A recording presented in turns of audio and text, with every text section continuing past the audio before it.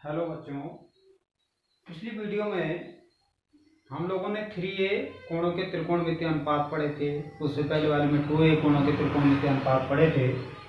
आज हम इसमें चल रहे हैं कि दो कोण अगर आपके पास दे रखें, जैसे सपोज दैट दो कोण आपके पास क्या दे रखें, a और b कोई दो कोण दिए हुए हैं, तो इन कोणों के साइन और कोसाइन के गुणनफल का योग, मतलब जैसे हमने कहा साइन ए और कॉस बी, इनके गुणनफल का योग ये बराबर क्या होता है। तो इसमें कैसे हम परिवर्तन करने वाले हैं, इसके लिए हम सीखते हैं क्या क्या इसमें होने वाला है।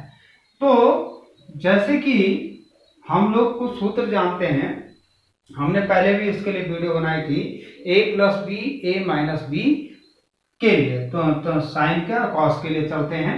तो यहाँ पर जैसे हम कहते हैं कि साइन a प्लस बी, इसके लिए फॉर्मूला होता है sine a cos b plus cos a sine b। इसी प्रकार से इसका जो दूसरा फॉर्मूला है साइन a माइनस b, इसके लिए अगर हम चलते हैं तो ये क्या होता है, sine a cos b minus cos a sine b। तीसरा हमने कॉस के लिए पढ़ा था, cos a plus b is equal to cos a cos b plus minus sine a sine b। और लास्ट हमने पढ़ा था cos a minus b is equal to cos a cos b plus sine a sine b। इनको हम ऐसा ले लेते हैं, इक्वेशन फर्स्ट है, इक्वेशन सेकंड है, इक्वेशन थर्ड है और इक्वेशन फोर्थ।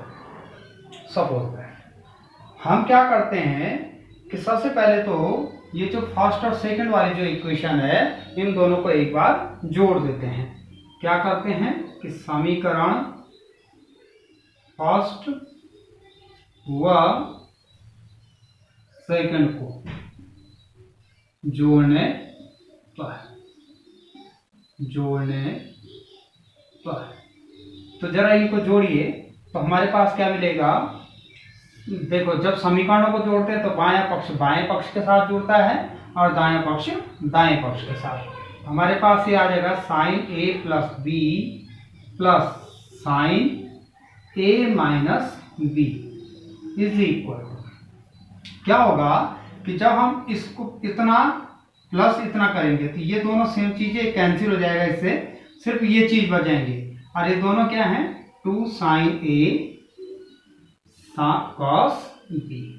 तो पहला रिजल्ट हमको ये प्राप्त हो गया है कि two sine a cos b को हम क्या लिख सकते हैं, sine a plus b plus sine a minus b। ये आपका इसमें पहला रिजल्ट आपको मिल चुका है, पहला रिजल्ट। दूसरा हम क्या करते हैं कि समीकरण फर्स्ट व सेकंड को हम क्या कर देते हैं, घटा देते हैं, माइनस कर देते हैं, घटाने पर। अब जरा इनको घटाइए, वही अभी आपकी बार घटाना है, तो बायां पक्ष बाएं के साथ, दायां दाएं के साथ घटेगा। तो यह आ जाएगा sine a plus b minus sine a minus b is equal.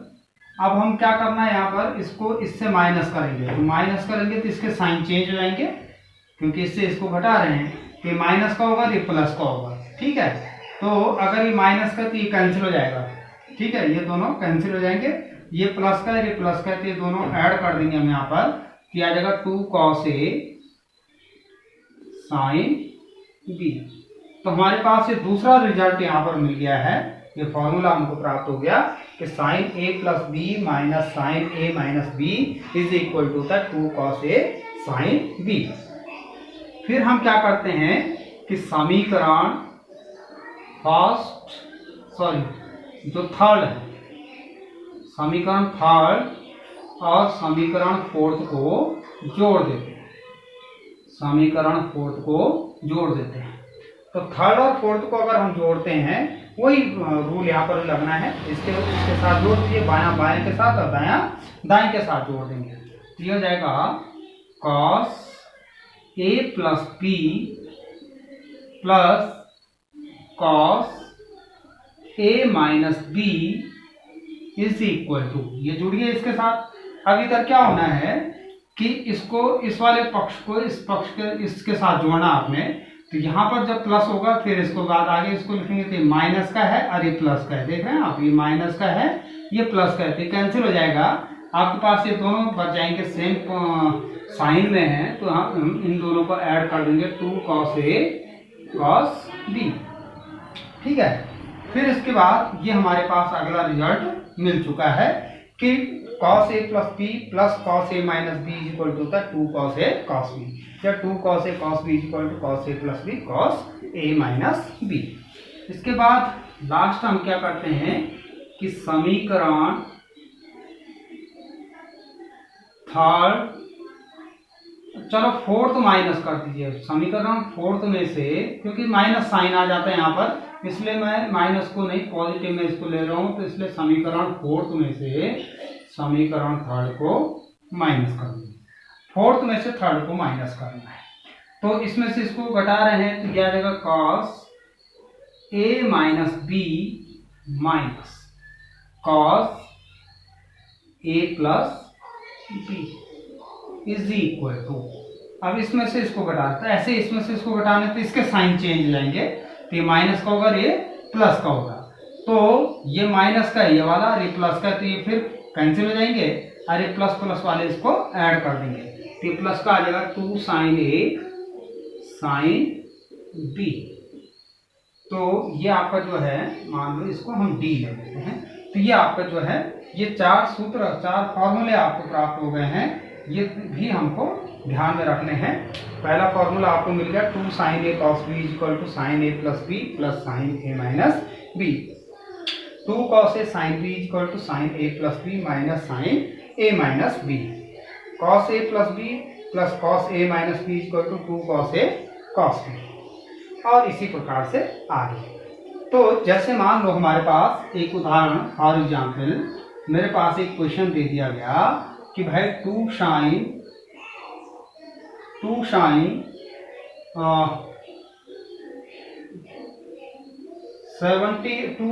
45 degree, 45 मत करो, 75 कर देते हैं, 75 डिग्री और cos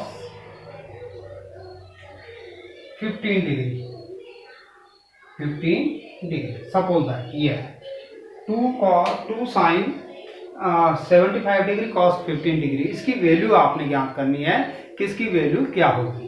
तो आपको क्या काम करना है, हमको पता है कि ये किस फॉर्म में है, 2 sin a cos b के फॉर्म में है।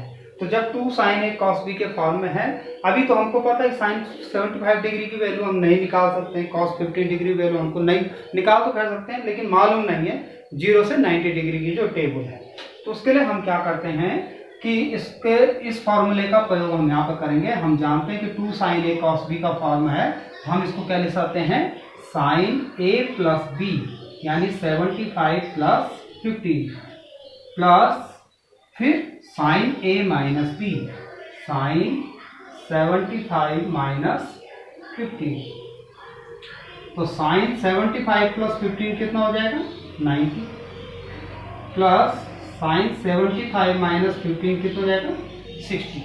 ठीक है, अब sin 90 की वैल्यू क्या होती है, sin 90 की वैल्यू होती है 1 प्लस, और sin 60 की वैल्यू कितनी होती है, √3/2। और इसको हल कर देंगे तो ये आएगा 2 प्लस √3/2। तो ये जो है आपका आंसर हो जाएगा। तो इसका प्रयोग हमको ऐसी जगहों पर करना है, तो ध्यान रखिएगा। ये फॉर्मूले हमारे पास हैं, उनको ध्यान रखना है कि 2 cos a sin b equal to sin a plus b minus sin a minus b, और 2 cos a cos b equal to cos a plus b plus cos a minus b, और 2 sin a sin b equal to cos a minus b minus cos a plus b।